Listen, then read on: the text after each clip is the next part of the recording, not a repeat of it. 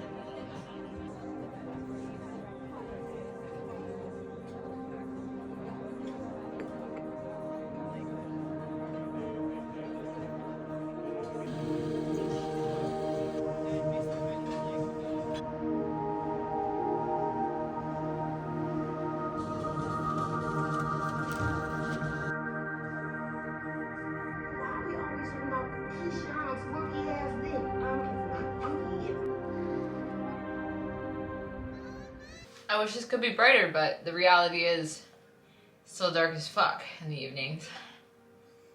Obviously a haul. So she gets really excited when I come home after being gone, and then she poops. And then she gets like the endorphins going from pooping. You haven't pooped yet though.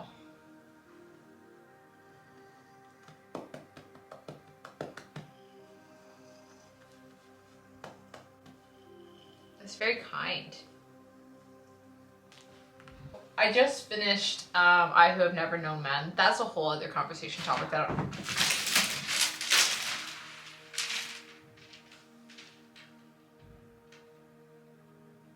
I'm not gonna get into.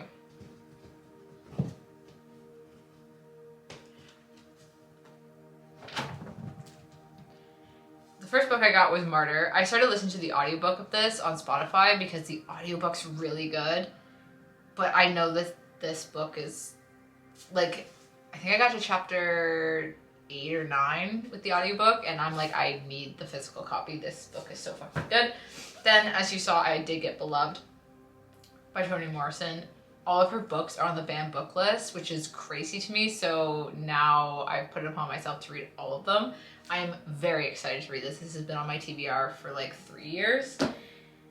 And then Played As It Lays by Joan Didion. All these relatively short reads. And I'm off my fairy sucking and fucking bullshit. I can only tolerate like one book a year of that, genuinely. I'm like realizing that it's like brain rot. It's like I'd rather be scrolling on TikTok. Then I got 2 things for like running. One is a headband, a Lululemon headband. This is only good for like indoor. I still want to get a Patagonia like outdoor running one. But now I have a headband. I like that or clips. And then I realized I was wearing my 47 hats, but they just get, the sweat stains are too bad. I need like a ball cap made of different material to sweat in. And then from Uniqlo, I just got like a long sleeve athleisure with the thumb things. So yeah, just stuff for running. And I'm also realizing now that I'm getting really close to 5K. Like I have pain in my right ankle that I know will lead to shin splints. So I know I have to invest in new running shoes. And I really think I never thought I'd buy Hoka's, but I think I'm gonna get the Clifton 9s. That being said, I don't want white ones, but those are the only ones that are in stock that aren't fucking hideous. And then the last thing I got is as you saw, the Kerastase hair oil, overnight hair oil, because your girl has low porosity fucking hair. And it's dry as fuck to the point, like, my skin around, like, my cuticles is like, oh my god, I can't even get into it. So I'm gonna try this tonight. Will report back, because this was $100.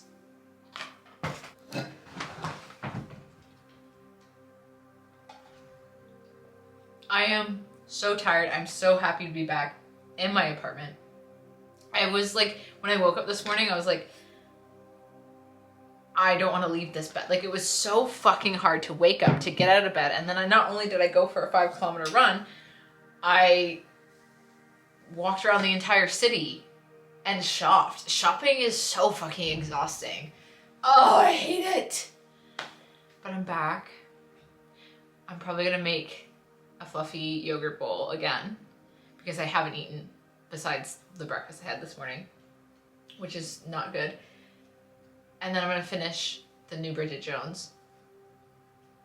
And I'm gonna be honest, this winter, I know that like Southwest Ontario to like the East Coast is like having a brutal fucking winter. I don't know about like the rest of North America right now. I mean, based on what I saw in Texas and Florida, it looks pretty crazy. Like, honestly, this winter has me actually debate. Like, I know that I won't live in Canada for my entire life, but this kind of weather makes me want to leave now. Like, right fucking now. Like, it is fucking brutal.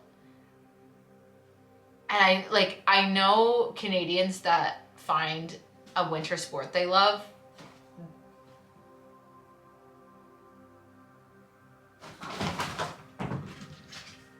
They enjoy this time. Like, if I skied, I think I'd have a good time.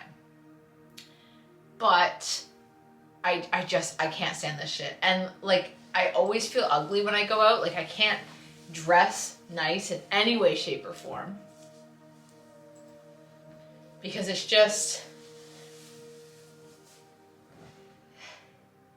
too much. Oh, God, it's so cold. I was so tired. I'm just so happy to be back. You know what I haven't done in a while? I haven't played video games. I'm gonna play video games. It's probably gonna be Hogwarts Legacy, if I'm honest. So that's what I'm gonna do. And hopefully Kitty will shit.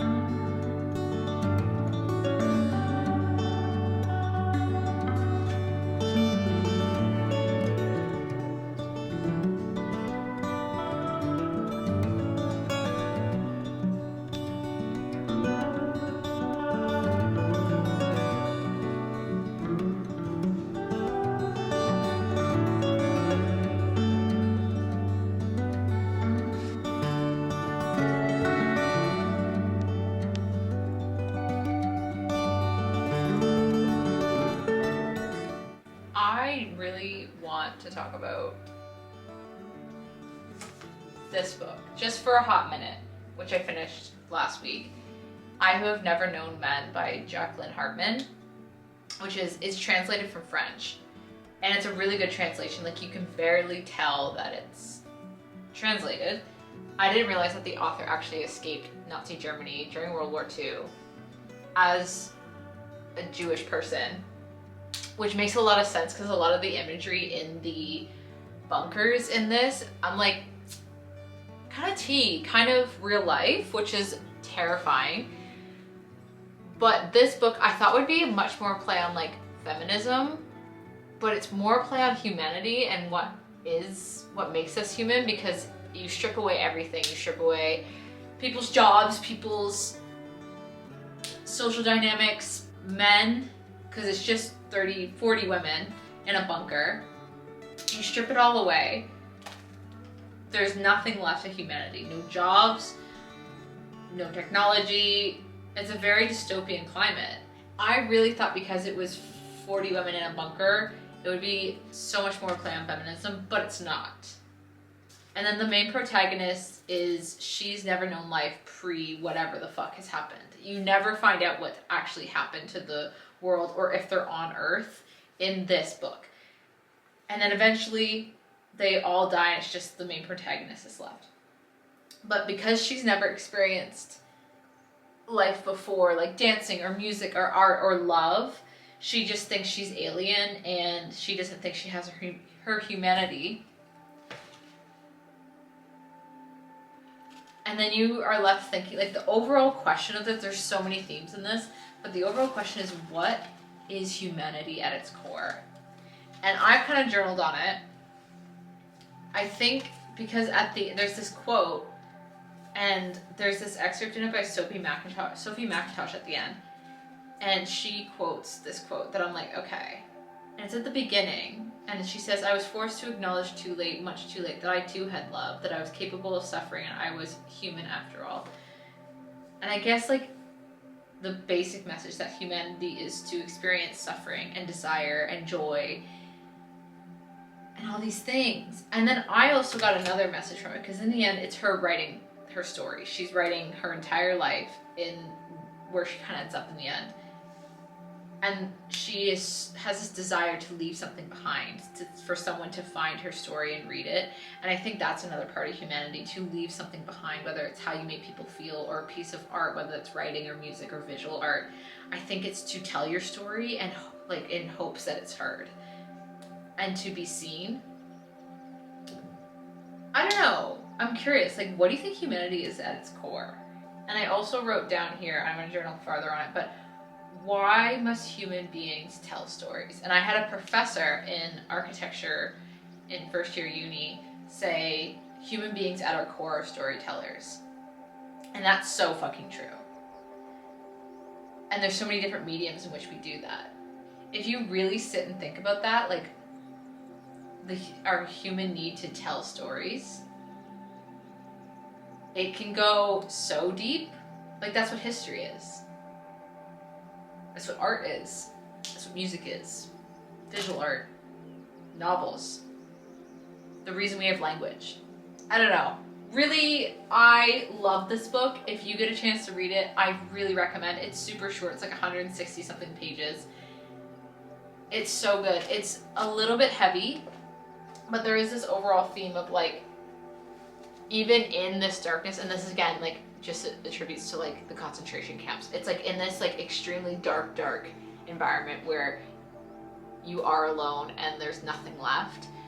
When she finds a book, there's so much joy in it. Or when she finds, like, a bottle, or when the first time she swims in a stream, like, there's that tiny little ray of hope throughout this book, and you're in her mind as she's finding it. And I think that's a really beautiful thing. I think the only moment of, like, feminism in this book, or, like, anything in regards to feminist literature, is when she finally finds a mirror in her 40s and she looks into it and she loves what she sees. Like, there's no hatred or self-condemnation. You know what I'm trying to say. There's no hatred towards her physical appearance because she has no fucking idea what the patriarchy is or capitalism. Yeah, that moment really moved me. So that was my one point where I'm like, okay, there is a little bit of fuck the patriarchy, tossing me the car keys in there. So, and yes, we are getting a second winter storm today, and I'm trying not to like be too upset about it because I leave next Saturday. Okay, don't touch you. I'm gonna keep reading. No, because what the fuck is this?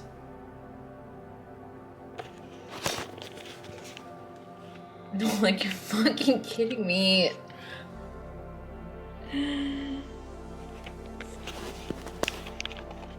I hate this country. I hate this country. I literally, like, I don't give a fuck. I don't give a fuck. I don't even know the Canadian national anthem, but I do know the American one. One time I sang the American national anthem in Paris. And then some French people asked me for directions, and I was like, your discernment is crazy. And I did give them directions in French, so lucky them.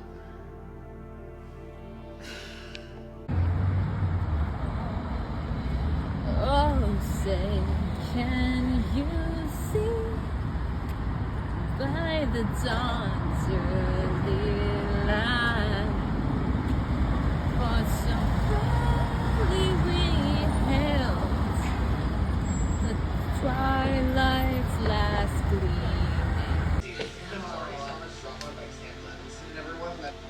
I'm realizing as I'm editing this video right now, usually I just let it end on whatever clip there is, but with my whole heart, I just can't have it end on the clip of me singing the American national anthem in front of Lady Liberty in Paris. I can't, like that, I mean it can be the last clip, but I just don't want it to be the last clip.